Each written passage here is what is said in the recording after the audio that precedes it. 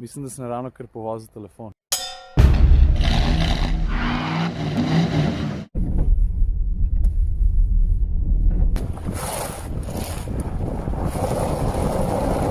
Vem, ni najbolj ugledna okolica glede na avto, v katerem se vozim, ampak jaz imam en tak majhen fetiš, da lih najbolj fine pa prestižne avtomobile najrajši to tomažem, ne morem pomagati.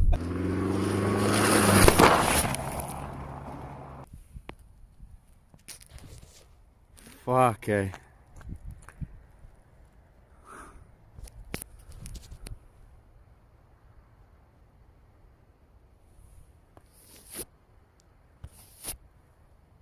Mislim, da sem ravno kar povozil telefon. A ti še snemaš? A drugače si pogruntil, s katerim avtom sem se pripeljal? Aha, glej ga. Mercedes GLE. Avto, SUV, ja to včasih je bil to ML, ki je svoj segment napadel tako samozavestno, kot redko kateri pred njim.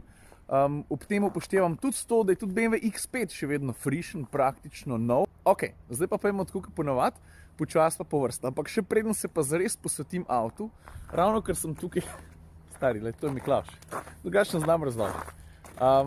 Kaj sem najdel? A veš, tukaj sem ob Dravskem kanalu, po tej cesti se doskrat peljem tudi z avti, ki prenesejo malo slabše podlage. Tam naprej recimo ena fina motocross proga, kjer lahko preizkusim napore, ki jih podvozje pa štirikolesen pogon še lahko preneseta.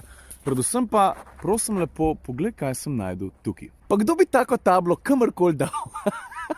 Pri ženi iščemo vrline, pri ljubici pa lepoto. Dobro, ajde, vsak mu svoje, ne pravijo. Ampak, veš kaj, pri avtomobilih pa ni tako. Pri avtomobilih pa ponovadi v enem paketu hočemo imeti kar vse. Vrline, lepoto, več različnih karakterjev, tudi zato recimo so SUV-ji postali tako popularni, ki hočejo združiti čisto vse, pa to tudi seveda ne gre. No, ampak GLE, vidiš, železna srajca je ta stara navada. Hočem reči, da GLE pa je en tak multitalent, tega ne moramo zanikati, predvsem pa so se pri Mercedesu zelo potrudili na dosti področjih. Veliko stvari so v primerjavi s prejšnjim tudi spremenili, avto je zrasel, daljši je za koliko je daljši? 10, nekaj tacga. Pa omedos je zrasel, pa cel avto se mi zdi, da je višji, pravzaprav je zelo visok, pa sploh še nisem izkoristil vsega, kar mi podvozje daje, zračno vzmetenje, avto lahko dvigaš, spuščaš. No in s tem se na en način dotaknemo tudi te prve sladke. Jaz sem štejem njegovo mogočnost, mere, v katerih sem govoril, pomagajo. Samozavesten videz, sploh če je opremljen z AMG paketom, ja ta tudi. Ajde, dajmo si ga ogledati. Vidiš, po eni strani gre za preplet, se mi zdi, da takšnih oglatih, pa tudi precej nežnih, bolj elegantnih potez. Veliko o tem, koliko je ta avto pa glomazen, velik, mogočen, povejo pa že kolesa. Pravzaprav nas gledajo v tem trenutku sploh nič posebnega, mislim, kar se velikosti tiče, ampak stari, tole so 21-ke. Pa pohvala tistmu, ki je izbral barvo testnega modela, temno modra, mu tako lepo paše. Pa mimogrede oblikovni detalj, ki še najbolj spominja oziroma se vleče že od prvega pa vse do zadnjega do tega, je tale del, kako se stebriček takole dol spustil, pa se potem streha nadaljuje. Tale konc je zelo copy-paste prve generacije, sicer evolucijsko naprednej. Kaj sem hotel reči? Bluzim. In fake izpuhi gor ali pa dol avto je impresiven z vseh koncev, tudi zelo specifičen dizajn pomaga pri tem, da si ga ljudje zapomnijo. Pa če pri prvi sladki že govorimo o mogočnosti, o prezenci, dajmo sem zraven ruken še to, kar je tudi povezano z merami, to je pa prostor.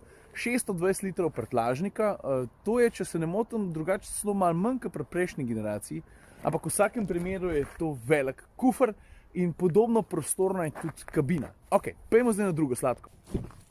A smisel, da smo s kabino že opravili? Nismo, to je druga sladka. Ambient, kako je vse skupaj sestavljen, kako vse skupaj izgleda. Kakšno izkušnjo ta kabina prečara. In to je tako, stoj pa glej scena, moram priznati. In veš, kakšen feeling avto pusti tukaj znotraj, ni odvisno samo od tega, kakšna je oblika, kakšni so materiali, kako je vse skupaj sestavljen, a je občutek dober, tudi barvne kombinacije so dosti pomembne. Se pravi, da kdor konfigurira avto, zelo veliko vpliva na to, kakšen feeling bo tukaj noter. Lahko bi bilo vse temno, pa ni. To, da ima avto svetle zice, del armature, da je svetle barve, to je super. Zgleda seksi, hudič, ima tudi kakšno pomanjkljivost, bom pa pokazal tam na vozniškem sedežu, ampak generalno gledano, Sam wow. Moram reči, da par vas je bilo tudi, ki ste rekli, joj, ni več tistih okroglih Mercedesovih zračnikov, ki so tudi tako seksi, ne, turbinski zračniki, kako se jim reče. Zdaj si po mojem najbolj, da pokažem, ne. Poglej, takole izgleda ambient v GLA-ju. Vse skupaj, kakor pravim, izstopa tudi zaradi dvobarvne kombinacije, svetlo, kombinirano s temnim, z aluminijastim pasom. Tukaj manjkajo, po mnenju nekaterih, tisti okrogli zračniki, ampak mislim, da tudi ti štirje, pa še tam na vsakem vogalu en, kar se oblike tiče, pa celotnega feelinga, zelo dobro ukomponirajo celotno kabino.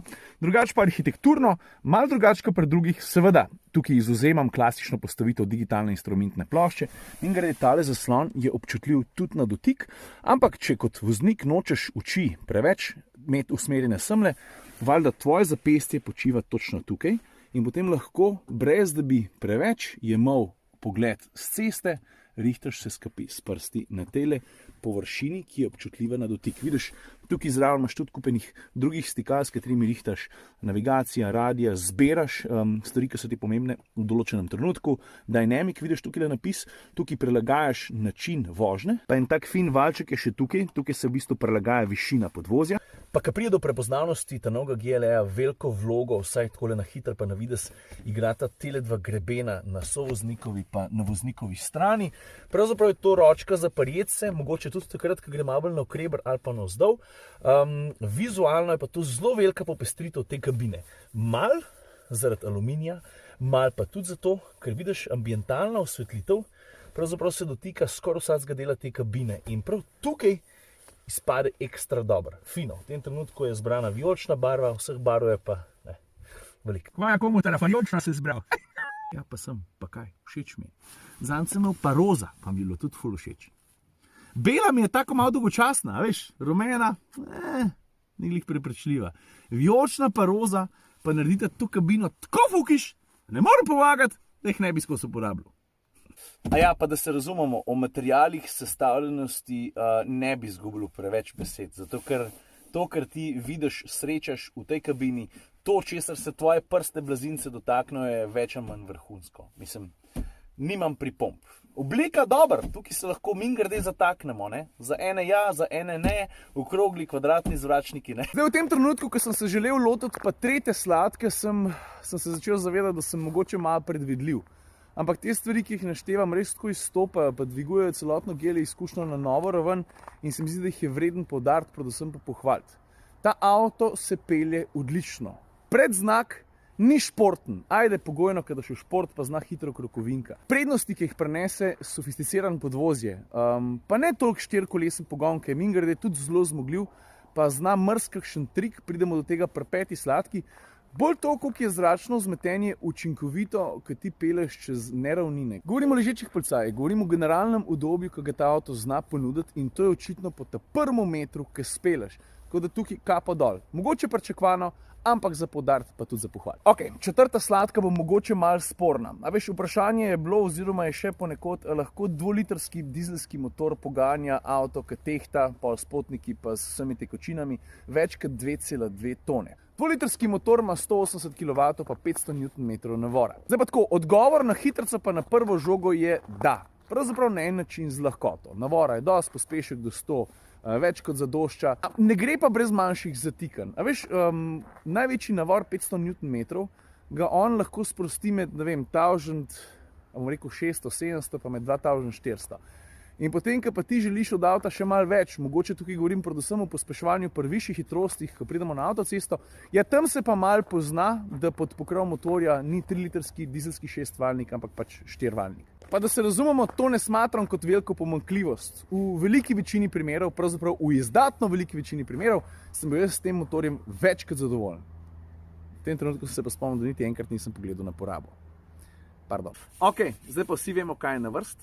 Kisle. Ta prva kisla je vezana neposredno na ta avto, seveda se GLA da dobiti tudi brez tega, govorim o pragu, zaradi katerega avto zgleda še malo boljš, pa malo bolj športen, pa malo bolj ne, mogoče poželjiv. Po drugi strani pa, a veš, tak čas leta je, pa tak vreme je, da je avto praktično skozi usran. In pri tej polički moraš non-stop paziti, da si ne userješ hlač, da si ne userješ nogic. Ker, a vidiš, polica, ne, se userje med vožnjo mimogrede. In ko ti ven stopaš, ne moreš mimo tega, da moraš fejst ven iz avtomobila stopiti, zato da svojih nogic ali pa dame mogoče krila ne omažejo. Druga kisla, ja, velike serijske varnostne opreme, pa velike enih stvari, ki jih ta avto že v seriji zna ponuditi, ampak pismo, tisti dodatki, ki pa so, dobro, sej, malo je tudi za pričakovati, so pa dragi. Bom pol pri 5. sladki tudi sam se po skledo plunil, ne. Boš videl zakaj. Gremo na 3. kislo. A veš, ko si izbereš takole belo barvo, pa moraš računati s temle. Sej po eni strani se ti pa mogoče zdi, da si ga malo personaliziral. Zdaj pri 5. sladki, stari, res sem grunto kaj čem izpostaviti. In zdaj po eni strani sem malo smotan, zato ker bom za 5. sladko izbral en sistem, ki ga ta avto sploh nima, ampak meni se zdi zanimiv. A poznaš ti zadevo, ki se imenuje e-active body control? Ja, to je zadeva, ki stane pri nas po moje nešvok 10 jurjev. Gre pa za sistem, ki avtomobilu pomaga v kočljivih situacijah. Najprej bi rad poudaril, da ne glede na to, koliko fin GLS zgleda, je tudi kar olang delavc pa plezalc, to je dejstvo. Vem pa, da bo marsikdo rekel, sama šminka. Ja, res je šminka, ampak totalno ne drži, da ta avto ni sposoben mrskam preplezati. Predvsem pa pri e-active body control bi rad poudaril en sistem, ki temu avtu pomaga takrat, ker res zagusti. Čeprav se to verjetno ne bo zgodilo praktično nikoli, ampak recimo, da zagustiš v blatu ali pa v pesku, v puščavi. Ja, a veš, obstajajo tudi taki, ki bojo ta avto na Bližnjem vzhodu nekam zakopali, ki bojo malo smotani. In takrat bo ta sistem prav prišel. Zakaj ga izpostavljam? Ne zaradi relevantnosti tega sistema tukaj pri nas v Sloveniji, ampak zato, ker je preprosto hud pa kul zgleda. Ker ta avto s tem ni opremljen, tudi zato, ker verjetno ta pripomoček veliko stane, pa čeprav ta avto po mojem košta več kot 100 jurjev, sploh nisem šel cenika gledati, boljše da ne. In pri tistem sistemu ti lahko neodvisno prilagajaš blažilnike oziroma fedre na vsakmo od 4 koles, zgleda pa približno takole. No, poglej, tole je šolski primer. Avto pride na podlago, ki mu ne ustreza najboljš, se zakoplje in potem izkoristi nekakšno bounce funkcijo, da si pomaga in se skoplje ven. A ne bi bilo kul, da bi ta avto bil s tem opremljen, pa se ti nekje počasi v mestu peleš, pa vse skupaj vklopiš. Zato, da to vklopiš, moraš imeti najprej prilagojen oziroma izbran off-road program, pa sam getting jiggy with it. To je zdaj čisto bedno izpadlo. V moji glavi je to luštno zašpilalo. Pa mogoče sam še ena sklepna misel. GLE je orang avto. Všeč mi je, da je res multipraktik, da se ne ustraši niti terena, da zna ponuditi tudi sisteme, ki so do določene mere zelo inovativni. Govorim o svetu serijskih vozil, recimo ta bouncing funkcija, ki ti pomaga splezati iz zagate, pa ki jo lahko uporabljaš tudi zato, da se z njo malo postaviš. Všeč mi je, da se navkljub 2,2 tonam pele presenetljivo dobro skozi ovinke. Ne, ni toliko športno kot X5, tudi krmiljenje ni tako, bom rekel, prijetno, ko prije do feedbacka ali pa tako povedno, no, je to mogoče boljša beseda. Ampak generalen občutek, ki je povezan z izkušnjo v tem avtomobilu, sem zraven štejem tudi samozavestno obliko, feeling v kabini, ja pismo, no. Tukaj bi pa težko naredili večji ali pa boljši korak naprej, ker je avto celostno gledano izvrsten. Ne navijam, ampak zdi se mi, da, mislim pa tudi po feedbacku, ki ga dobim od ljudi, ki ta avto vidijo, pa se z njim srečajo, ko stopijo noter, rečejo, aha, ok, razumem, I get the hype. In tudi jaz razumem hype, ki je s tem avtom povezan. In to je to, zdaj pa mislim, da se res lahko poslovim. Ajde. Getting jiggy with it.